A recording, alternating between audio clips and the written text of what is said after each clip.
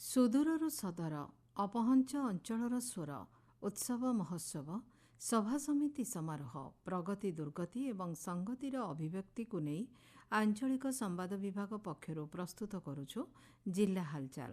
ଆଜି ଜିଲ୍ଲା ହାଲଚାଲରେ ଶୁଣନ୍ତୁ ଦେବଗଡ଼ ଜିଲ୍ଲା ସମ୍ପର୍କରେ। ତଥ୍ୟ ଦେଇଛନ୍ତି ଆମ ଦେବଗଡ଼ ସମ୍ବାଦଦାତା ସୁଜାତା ସାହୁ ଓ ଉପସ୍ଥାପନାରେ ମୁଁ ନୀନା ସାହୁ। ରାଜ୍ୟ ସରକାରଙ୍କ 2 ବର୍ଷ ପୂର୍ତ୍ତି ଅବସରରେ ଦେବଗଡ଼ ପଶ୍ଚିମ ଓଡ଼ିଶା ବିକାଶ ପରିଷଦ ପ୍ରେକ୍ଷାଳୟରେ ସରକାରଙ୍କ ବିକାଶ ଓ ଉପଲବ୍ଧି ସମ୍ପର୍କିତ କାର୍ଯ୍ୟକ୍ରମ ଅନୁଷ୍ଠିତ ହୋଇଛି। ଏହି ଅବସରରେ ପ୍ରଗତି ପ୍ରବାହ 2 ବର୍ଷରେ 2 ଗୁଣ ବିକାଶ ଧାରା ଓଡ଼ିଶା ସାରା ପୁସ୍ତକ ଉନ୍ମୋଚନ କରାଯାଇଥିଲା।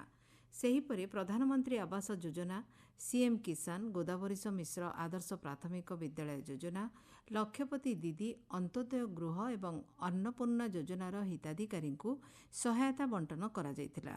ରାଜସ୍ୱ ବିପର୍ଯ୍ୟୟ ପରିଚାଳନା ମନ୍ତ୍ରୀ ସୁରେଶ ପୂଜାରୀ ମୁଖ୍ୟ ଅତିଥି ଭାବେ ଯୋଗଦେଇ ବିକଶିତ ଓଡ଼ିଶା 2036 ଲକ୍ଷ୍ୟ ସାକାର କରିବା ପାଇଁ ସମସ୍ତଙ୍କୁ ଆହ୍ୱାନ ଦେଇଥିଲେ। ଦେବଗଡ଼ ବିକାଶ ଭବନ ସମ୍ମିଳନୀ କକ୍ଷରେ ଅନୁସୂଚିତ ଜାତି ଓ ଜନଜାତିଙ୍କ ଉପରେ ଅତ୍ୟାଚାର ନିବାରଣ ସମ୍ବନ୍ଧୀୟ POA ଆଇନ 1989ର କାର୍ଯ୍ୟକାରିତା ଉପରେ ଜିଲ୍ଲାସ୍ତରୀୟ ତ୍ରୈମାସିକ ବୈଠକ ଅନୁଷ୍ଠିତ ହୋଇଛି। ଜିଲ୍ଲାପାଳ କବୀନ୍ଦ୍ର କୁମାର ସାହୁଙ୍କ ଅଧ୍ୟକ୍ଷତାରେ ଆୟୋଜିତ ବୈଠକରେ ଏହି ବର୍ଗର ଲୋକମାନଙ୍କ ସୁରକ୍ଷା, ସାମାଜିକ ସଶକ୍ତିକରଣ ଏବଂ ଅତ୍ୟାଚାର ରୋକିବା ପାଇଁ ବିଭିନ୍ନ ପଦକ୍ଷେପ ଉପରେ ଆଲୋଚନା ହୋଇଥିଲା। କୋଭିଡ ମହାମାରୀ ସମୟରେ ପିତାମାତା କିମ୍ବା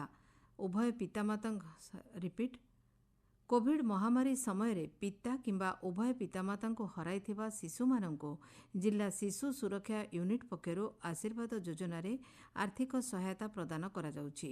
ଚଳିତ ବର୍ଷ ମ୍ୟାଟ୍ରିକ୍ ଓ ଯୁକ୍ତ 2 ପରୀକ୍ଷାରେ ଉତ୍ତୀର୍ଣ୍ଣ ଏହି ବର୍ଗର ଛାତ୍ରଛାତ୍ରୀମାନଙ୍କୁ ଉଚ୍ଚଶିକ୍ଷା ପାଇଁ ଯଶୋଦା ଯୋଜନାରେ ସହାୟତା ଯୋଗାଇ ଦିଆଯାଉଛି। ଏହି ପରିପ୍ରେକ୍ଷୀରେ 8 ଜଣ ଛାତ୍ରଛାତ୍ରୀଙ୍କୁ ଗ୍ରୀନ୍ ପ୍ୟାସେଜ୍ ପ୍ରମାଣପତ୍ର ପ୍ରଦାନ କରାଯାଇଛି।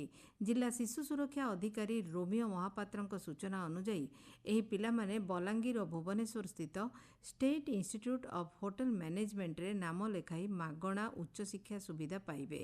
ଜିଲ୍ଲାର ଅନ୍ୟ ଯୋଗ୍ୟ ପିତୃମାତୃହୀନ ଶିଶୁମାନେ ମଧ୍ୟ ଗ୍ରୀନ୍ ପ୍ୟାସେଜ୍ ପ୍ରମାଣପତ୍ର ପାଇଁ ଆବେଦନ କରିପାରିବେ।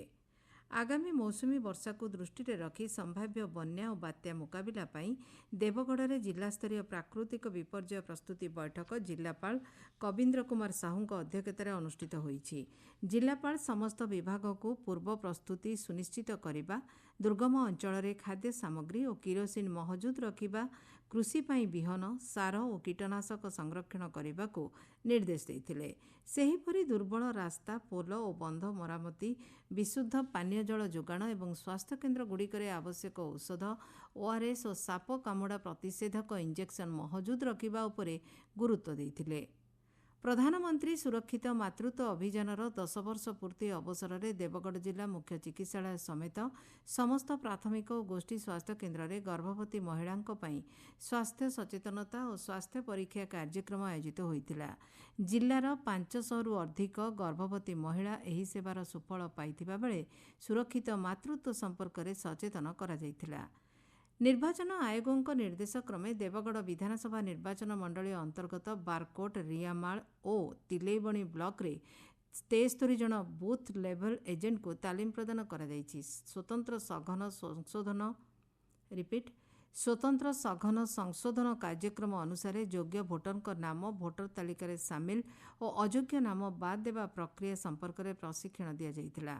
ବାରକୋଟରେ AERO ସୂର୍ଯ୍ୟକାନ୍ତ ବରିହା, ତିଲେଇବଣିରେ ପ୍ରିୟଦର୍ଶିନୀ ମିର୍ଦ୍ଧା ଏବଂ ରିଆମାଳରେ ଆଦିତ୍ୟ ପଣ୍ଡା ତାଲିମ ପ୍ରଦାନ କରିଥିଲେ। ନିର୍ବାଚନ ପଞ୍ଜୀକରଣ ଅଧିକାରୀ ତଥା ଉପଜିଲ୍ଲାପାଳ ପରୀକ୍ଷିତ ସାହୁ ଏବଂ ଡେପୁଟି କଲେକ୍ଟର ଏଜଲିନ୍ ବାରା ବିଭିନ୍ନ କେନ୍ଦ୍ର ପରିଦର୍ଶନ କରି ଅଂଶଗ୍ରହଣକାରୀଙ୍କୁ ଉତ୍ସାହିତ କରିଥିଲେ। ଜିଲ୍ଲା ହାଲଚାଲ ଆଜି ପାଇଁ ଏତିକି। ଆସନ୍ତାକାଲି ଜିଲ୍ଲା ହାଲଚାଲରେ ଶୁଣିବେ ଢେଙ୍କାନାଳ ଜିଲ୍ଲା ସମ୍ପର୍କରେ।